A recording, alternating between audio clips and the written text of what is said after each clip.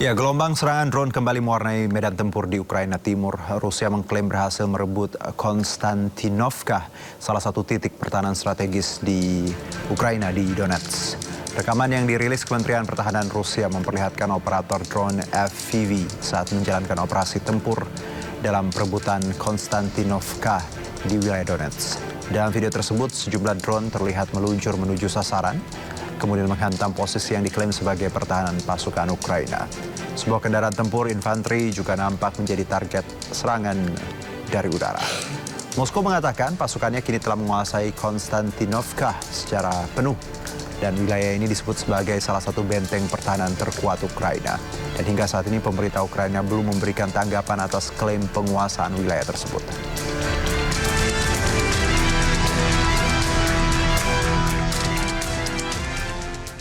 Ya, kebakaran hutan masih melanda Prancis Selatan dengan tingkat suhu mencapai hampir 40 derajat Celcius. Kebakaran hutan melanda wilayah Prancis Selatan hari Jumat saat suhu meningkat drastis. Kobaran api merembet di atas tumbuhan kering dengan kepulan asap membumbung tinggi.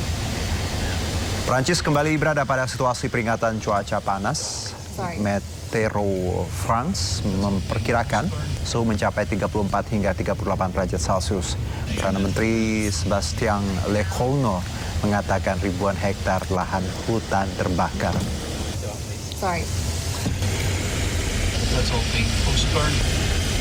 Ya, jelang puncak pemakaman pemimpin tertinggi Iran Ali Khamenei, jutaan warga Iran berkumpul memberikan penghormatan terakhir. Pemakaman terbesar sepanjang sejarah Iran. Jutaan warga berkumpul di pusat kota Iran untuk mengantarkan jenazah Ali Khamenei sebelum dimakamkan. Jasad Ali Khamenei disemayamkan di Grand Mossalah di Teheran dan terdapat prosesi kenegaraan dan upacara perpisahan. Jasad Ali Khamenei dijadwalkan akan dimakamkan di kompleks makam suci Imam Reza di kota Mashhad.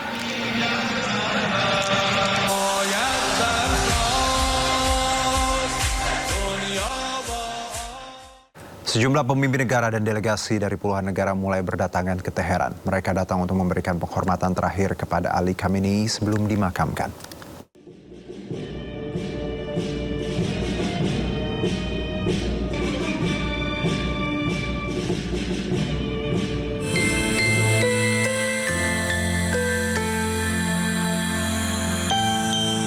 Para pemimpin agama dan delegasi dari Asia, Eropa, dan Timur Tengah mulai berdatangan ke Teheran untuk memberikan penghormatan terakhir kepada pemimpin tertinggi Iran, Ayatollah Ali Khamenei.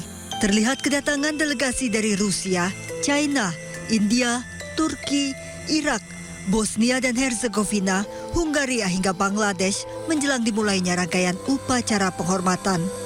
Nampak pula Menteri Luar Negeri Iran Abbas Araghchi serta Ketua Parlemen Iran Muhammad Bagher Ghalibaf turut memberikan penghormatan terakhir sambil menangis di depan peti Ali Khamenei.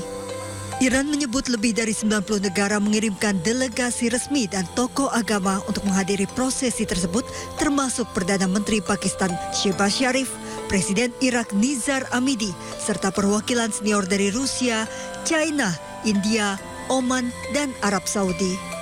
Pemerintah Iran menjadwalkan prosesi penghormatan dimulai pada 4 Juli di Masjid Imam Khomeini, Teheran. Ribuan pelayat diperkirakan akan memadati ibu kota Iran selama 2 hari ke depan. Pemerintah Iran juga telah menyiapkan sejumlah lokasi penampungan mulai dari masjid, stadion, taman, hingga kamp sementara untuk menampung pelayat yang datang dari berbagai wilayah. Prosesi pemakaman umum dijadwalkan pada tanggal 6 Juli, setelah itu upacara akan berpindah ke kota Qom pada tanggal 7 Juli. Prosesi pemakaman dijadwalkan akan diakhiri dengan penguburan Khamenei di makam Imam Reza di Mashhad pada tanggal 9 Juli. Sebelumnya Khamenei tewas pada hari pertama serangan AS dan Israel yang memicu perang Iran terbaru. Teheran mengkonfirmasi kematian pemimpin tertinggi dan menunjuk putranya Mojtaba Khamenei sebagai penggantinya. Pemirsa, miris hingga saat ini kondisi Gaza masih mendapatkan serangan dari tentara Zionis Israel. Sebuah bangunan permukiman warga diserang oleh tentara Zionis. Penyerangan ini terjadi di kawasan Khan Yunis, Palestina. Diketahui bangunan tersebut berisikan keluarga masyarakat sipil. Genosida masih terjadi di Gaza dan dilakukan pada siang hari.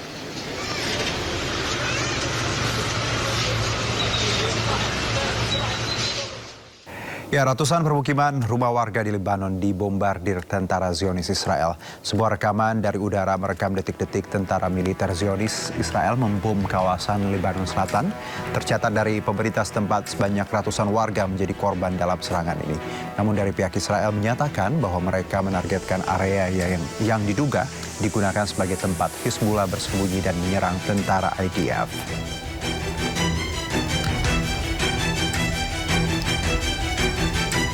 Ya, sementara itu masih dalam masa pasca perjanjian perdamaian, militer Zionis Israel telah menangkap gerak-gerik tentara Hizbullah di sebuah kawasan di Mashdal Zone, Lebanon Selatan. IDF mengklaim bahwa tentara tersebut bersenjata dan hendak menyerang tentara Israel.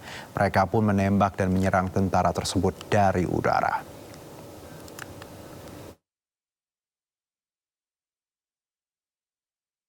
Kembali bersama kami, pemirsa, langit di atas Gunung Rushmore berkilau oleh ribuan letusan kembang api saat Amerika Serikat memulai rangkaian peringatan 250 tahun kemerdekaannya. Ribuan kilau kembang api menerangi langit malam di atas Gunung Rushmore, Dakota Selatan, menandai dimulainya rangkaian perayaan menuju hari jadi ke-250 kemerdekaan Amerika Serikat.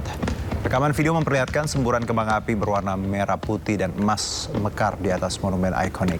Pertunjukan ini menjadi yang pertama kali digelar di Gunung Rushmore sejak tahun 2020.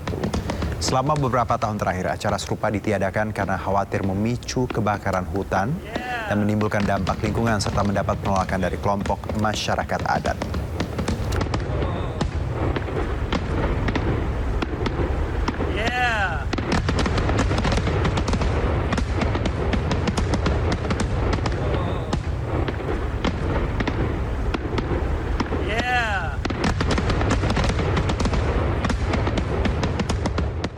Ya, viral di media sosial lokasi Koperasi Desa Merah Putih yang jauh dari permukiman warga. Menteri Koperasi Ferry Juliantono angkat suara.